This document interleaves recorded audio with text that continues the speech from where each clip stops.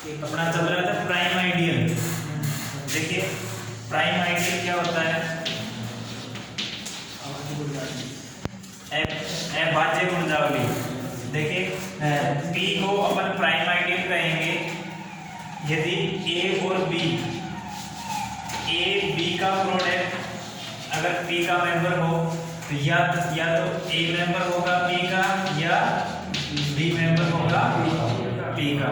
ठीक है, जैसे अपन ने कल एक एग्जांपल लिया था Z प्लस डॉट एक्स बनेगी और 7Z है, इसका प्राइम आइडियल है, ये प्रूव करना था। ठीक है, तो क्या ये क्या कहता है, ए बी है वो अवयव है P का, यानी कि आइडियल का, तो या तो A अवयव होगा P का या B अवयव होगा P का। यानी कि 7Z है, 7Z में अवयव कैसे होंगे, 0 plus minus 7 plus minus 14 plus minus 28 35 and so on. ठीक है, अब कोई एक अवयव इनका लेना है, जैसे मैं उठा लेता हूँ 28 अवयव है P का, इसके फैक्टराइजेशन कर दो। फैक्टराइजेशन करोगे तो 7 दूनी 14, 7 के 21, 7 चौक 28, या तो 7 गुना 4 कर लो या 14 गुना 2 कर लो। ठीक है, अब क्या कहता है,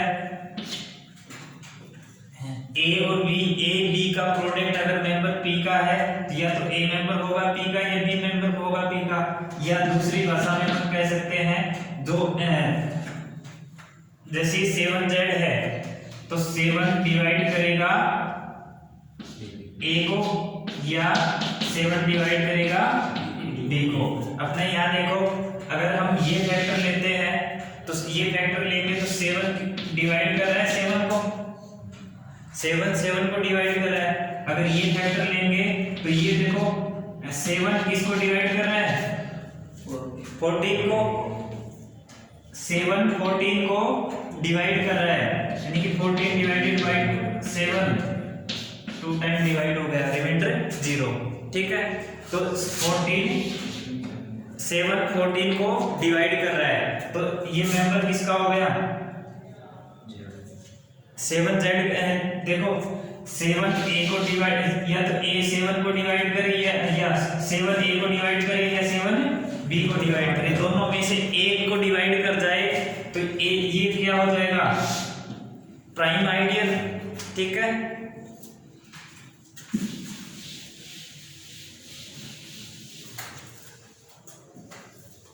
देखो प्राइम आइडियल में कहा था A B का प्रोडक्ट अगर P का मेंबर है तो A और B अगर R के अवयव हो तो या तो A मेंबर P का होगा या B मेंबर P का होगा। ठीक है, एग्जांपल में 7Z है, 7 से जनरेटेड आइडियल है, AB मेंबर है 7Z का, तो AB 7 डिवाइड AB, ये AB को 7 डिवाइड करेगा या 7 डिवाइड A या 7 डिवाइड B, या तो A मेंबर 7Z का या B मेंबर 7Z का। दिस इंप्लाइज 7Z इज अभाज्य गुणजावली। ठीक है, तो इसमें से कोई भी एक एलिमेंट उठाओ, ठीक है, कोई भी एलिमेंट उठाओगे उसमें से उसके जब फैक्टराइजेशन फैक्टराइज करोगे तो 2 अवयव मिलेंगे। ठीक है, 2 अवयव मिलेंगे, दोनों में से या तो A और B के फैक्टर में होंगे, A और B के प्रोडक्ट में होंगे, तो 7 या तो A को डिवाइड करेगा या 7 B को डिवाइड करेगा। अगर दोनों को ही डिवाइड नहीं करता तो ये प्राइम आइडियल नहीं होगा। जैसे एक नेक्स्ट एग्जांपल है 6Z। ठीक है, 6 से जनरेटेड आइडियल, तो 0 plus minus 6 plus minus 12 18 24 and so on. ठीक है, देखो मैंने एक एलिमेंट उठाया तो 12 उठा लिया, 12 इक्वल टू 4 इंटू में 3। ठीक है, 4 इंटू में 3। अब देखो 6 4 को डिवाइड कर रहा है क्या, या 6 3 को डिवाइड कर रहा है क्या? लिखने में ऐसे आता है 6 डिवाइड 3 होता है, तो ऐसे है, और ये भी ऐसे ही होगा। ठीक है, बोलने में ऐसे, लिखने में ऐसे आता है 6 4 को डिवाइड करेगा, 6 3 को डिवाइड करेगा, तो ये इसका मीन ये होगा 6 डिवाइडेड बाई 4, इसका मीन 3 डिवाइडेड बाई 6। अब देखो 6 ना तो इसको डिवाइड कर रहा, ना ही इसको डिवाइड कर रहा, इसका मतलब ये होगा क्या डिवाइड 6, 3 डिवाइड 6 होगा, 3 का भाग दे रहा है।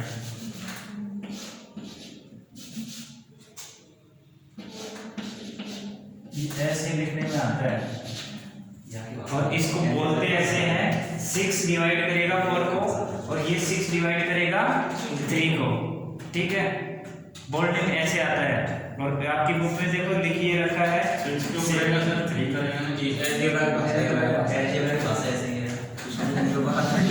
आप जैसे शब्द हो वैसे लिख लो इसको। मैं बोल रहा हूँ 6 डिवाइडेड बाई 3, 6 डिवाइड 6 3 को डिवाइड करेगा। ठीक है, बट नॉट ट्रू, ये सत्य नहीं है, क्योंकि 6 3 को डिवाइड नहीं करता। 3 डिवाइडेड बाई 6 1 बटा 2, ये इंटीजर नहीं आ रहा इंटीजर, तो ये डिवाइड नहीं कर रहा। ऐसे ही इसमें 6 4 को डिवाइड करेगा, जबकि 4 बाई 6 करेंगे तो ये आएगा 2 बाई 3, ये नॉट इंटीजर, ये इंटीजर नहीं है, तो ये डिवाइड नहीं कर रहा। चलो यहाँ से समझ में नहीं आता तो ये एलिमेंट उठा लो ना, 24 8 या 24, 8 या 24 ये 6 8 को डिवाइड कर रहा है क्या? 6 8 को डिवाइड कर रहा है? नहीं कर रहा। 6 3 को डिवाइड कर रहा है? नहीं कर रहा। कोई दोनों में से किसी को भी डिवाइड नहीं कर रहा, तो ये प्राइम आइडियल नहीं है, यानी कि नॉट प्राइम आइडियल। ठीक है, आया समझ में? 7z है प्राइम आइडियल है, 6z है वो प्राइम आइडियल नहीं है। ठीक है, अगर z के साथ में अगर इसमें एक pz है, pz is always prime ideal. ये p इज प्राइम,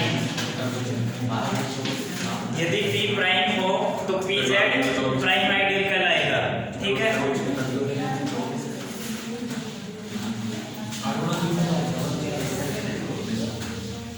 अब आता मैक्सिमल आइडियल।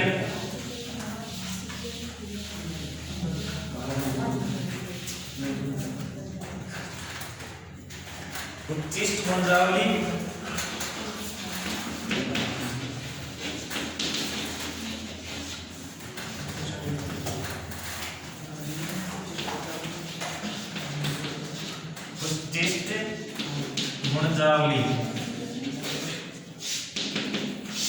देखो डेफिनेशन लिख लेते हैं। इक्वल है आर में, इक्वल है आर में एक गुणजावली एम, एक गुणजावली एम जो आर के इक्वल ना हो, एक गुणजावली एम जो आर के इक्वल ना हो, एक उच्चिष्ट गुणजावली, एक उच्चिष्ट गुणजावली कहलाती है, उच्चिष्ट गुणजावली कहलाती है यदि U वलय आर की गुणजावली हो,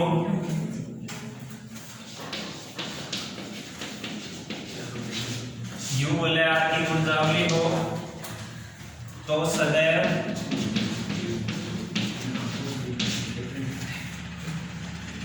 M subset R subset M subset U और वो सबसेट R का हो, तब या तो M इक्वल टू U हो या U इक्वल टू R हो। ठीक है, एक वाला R में एक गुणजावली M जो R के इक्वल ना हो, उच्चिष्ट गुणजावली कहलाती है। यदि U वाले की गुणजावली हो तथा सदैव M subset U subset R, यानी कि M है वो U का सबसेट और U है वो R का सबसेट हो, तो या तो M U के बराबर होगा या U R के बराबर होगा। ठीक है, यानी कि कहने का मतलब क्या हुआ, M और U के बीच में M प्रॉपर आइडियल है, M क्या है, प्रॉपर आइडियल, प्रॉपर यानी उचित गुणजावली है। M और U के बीच में कोई गुणजावली नहीं हो तो M उच्चिष्ट गुणजावली कहलाती है। ठीक है, M और U के बीच में M और R के बीच में कोई गुणजावली उपलब्ध नहीं हो, इनके बीच में कोई गुणजावली उपलब्ध नहीं हो तो M R की उच्चिष्ट गुणजावली या मैक्सिमम आइडियल कहलाती है। ठीक है, आया समझ में? जैसे मैं एक एग्जांपल लूं, एग्जांपल है R इक्वल टू है Z प्लस डॉट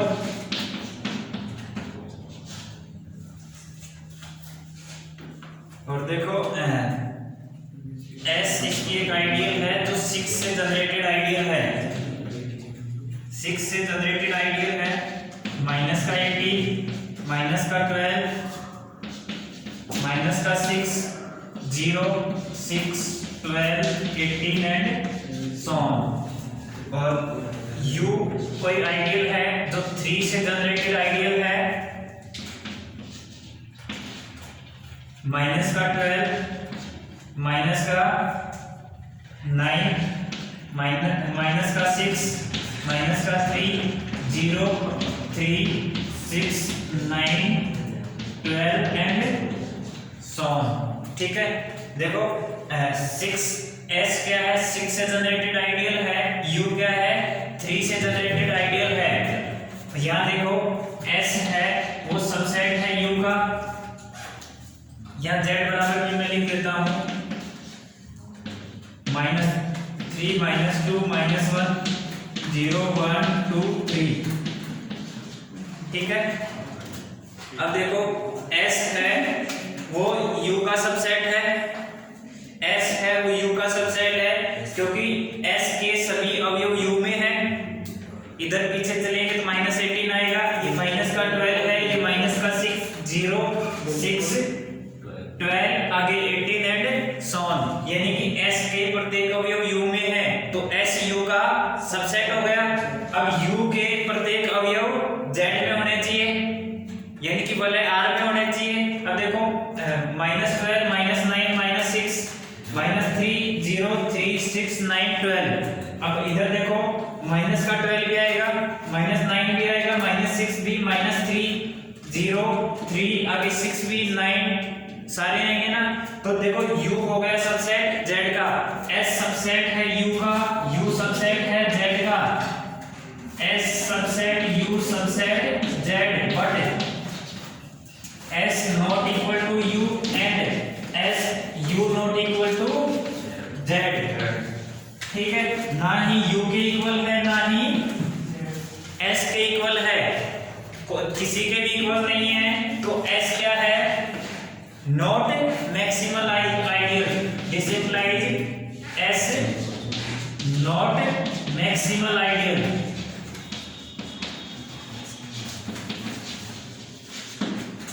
S उच्चिष्ट गुणजावली नहीं है। ठीक है, S उच्चिष्ट गुणजावली नहीं है। एक एग्जांपल और देखो,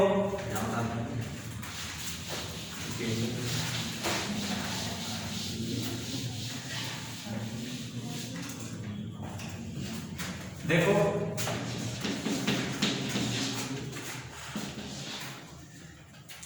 मैं r बराबर तो वही एग्जांपल ले रहा हूं z प्लस डॉट, ठीक है, और s बराबर ले रहा हूं 5z प्लस डॉट, ठीक है, s बराबर ले लिया मैंने 5z प्लस डॉट। अब देखो s बराबर क्या होगा, माइनस का 10 माइनस का 5 माइनस का ये 0 5 10 एंड सो ऑन। अब देखो s और r के बीच में, s और r के बीच में ऐसा कोई आइडियल है जो s के प्रत्येक अवयव को कंटेन करता हो। s और r के बीच में ऐसा आइडियल ढूंढना है जो s के प्रत्येक अवयव को कंटेन करता हो, ठीक है, s का प्रत्येक अवयव उस आइडियल में आता हो।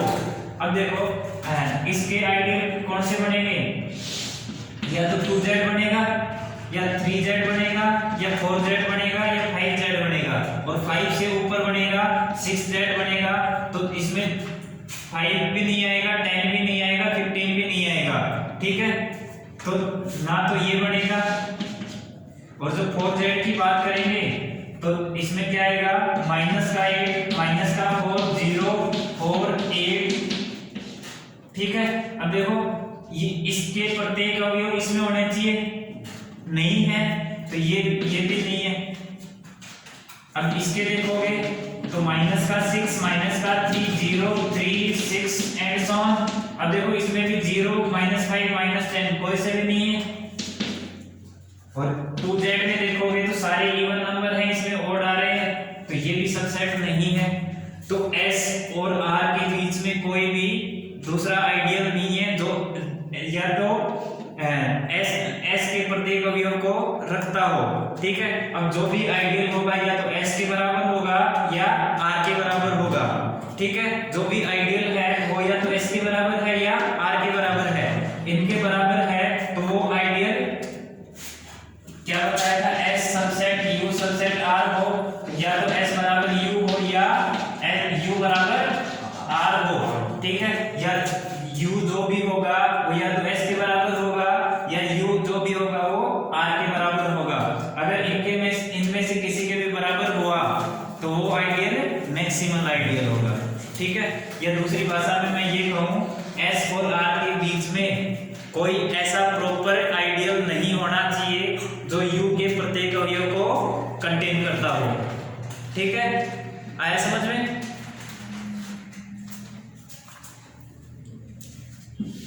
यहां से लिख लो S is maximal ideal,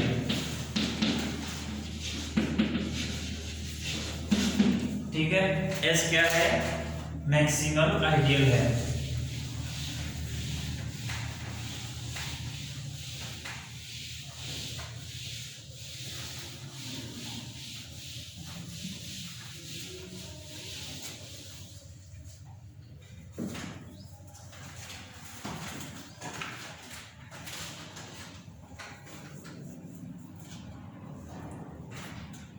quotient ring या विभाग बल है,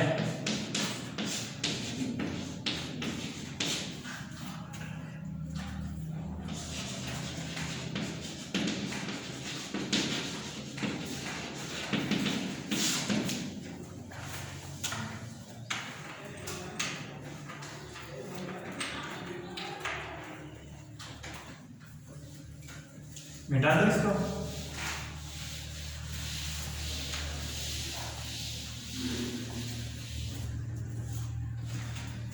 देखो क्वोशिएंट रिंग क्या होती है,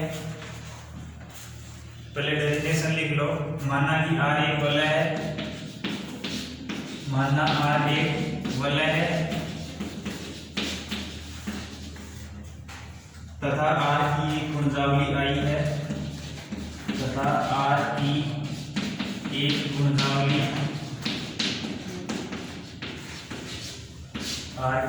गुणजावली I है, तो समुच्चय R/I, तो समुच्चय R/I एक वलय है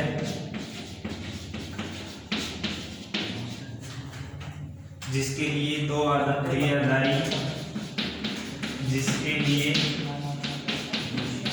दो द्विआधारी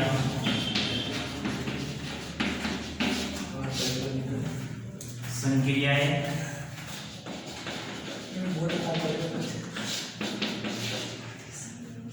तथा डॉट निम्न प्रकार परिभाषित हैं।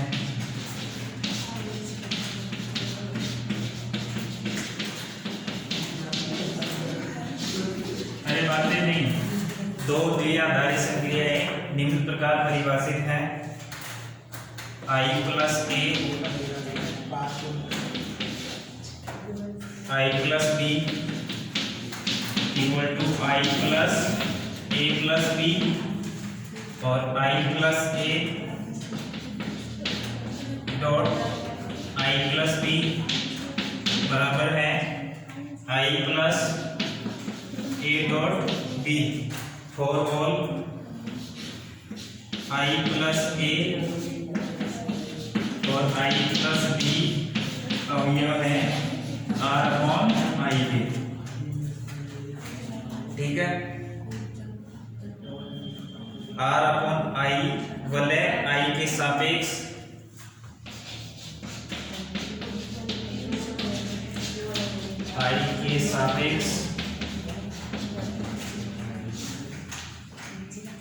R का खंड वलय, R का खंड वलय या विभाग वलय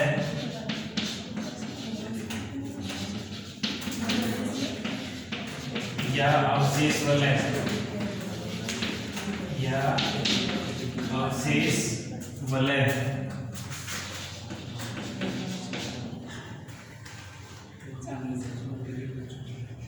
अवशेष वर्ग मॉड्यूलो I वलय कहते हैं।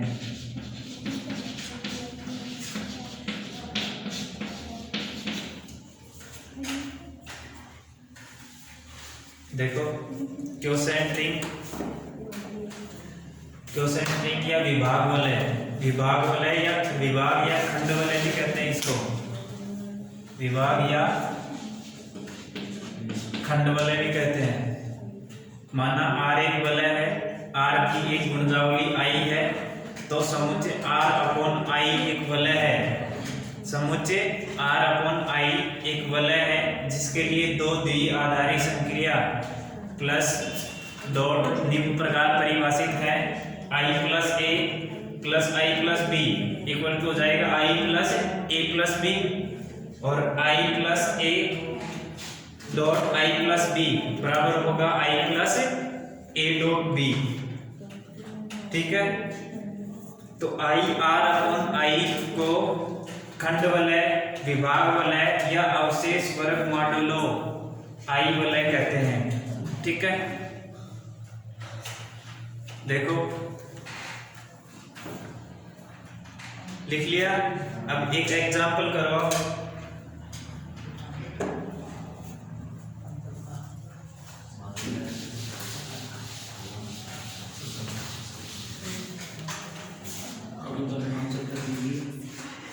एग्जाम्पल है, अरे बातें नहीं, खंड वलय R/I की रचना कीजिए।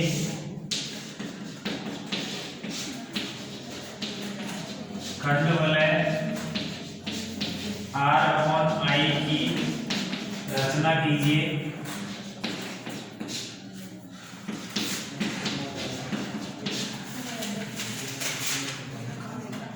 जहां I बराबर है 4x और x अवयव है z का तथा R बराबर है z + डॉट।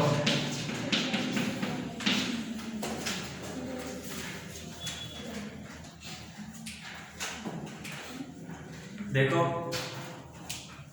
एग्जाम्पल क्या कहा है क्यों